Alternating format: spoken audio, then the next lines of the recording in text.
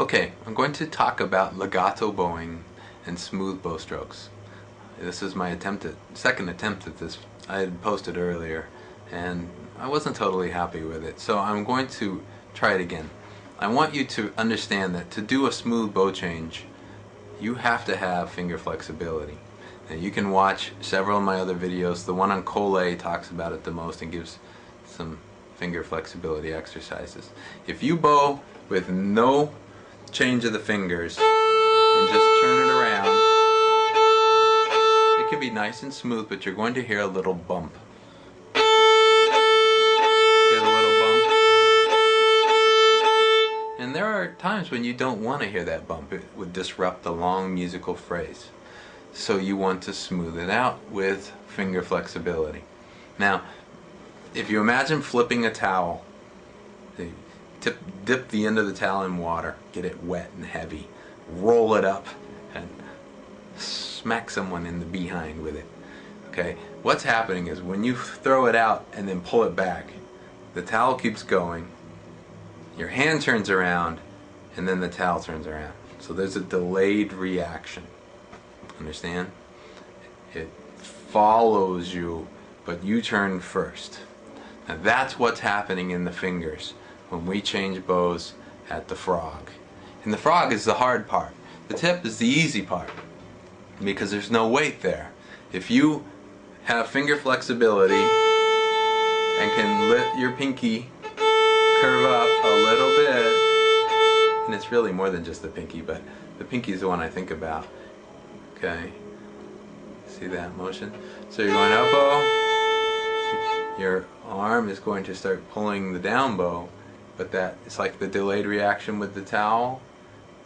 I drop the arm a little bit, start turning it around, and then pull. Now, one of my teachers liked us to really over-exaggerate this at first.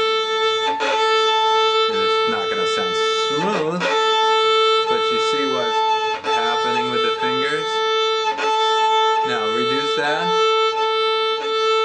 and the one thing you don't want to get from this is a bump, and you can certainly get a bump if you drop your hand too rapidly. You'll cause the bow to shake.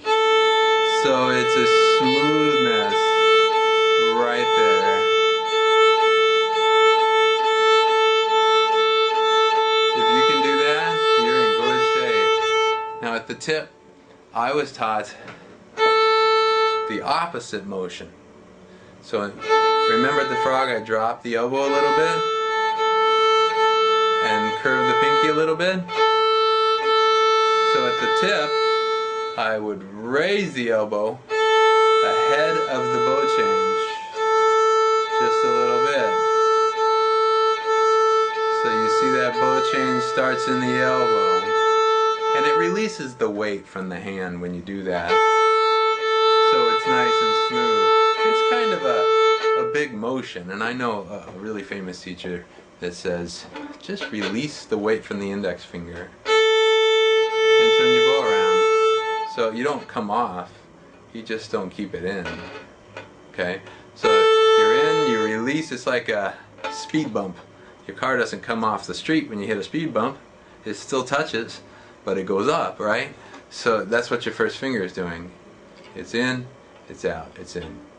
If you were squeezing a tennis ball just a little bit, it'd be a moment of relax. That's what your whole hand would do. So this would be release, turn. It's pretty easy. So you can try it both ways. Raise the elbow a little bit, drop the elbow.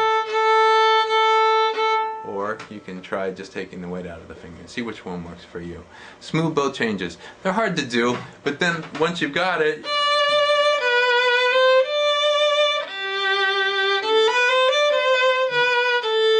there's no bumps on your bow changes. Okay? Good luck.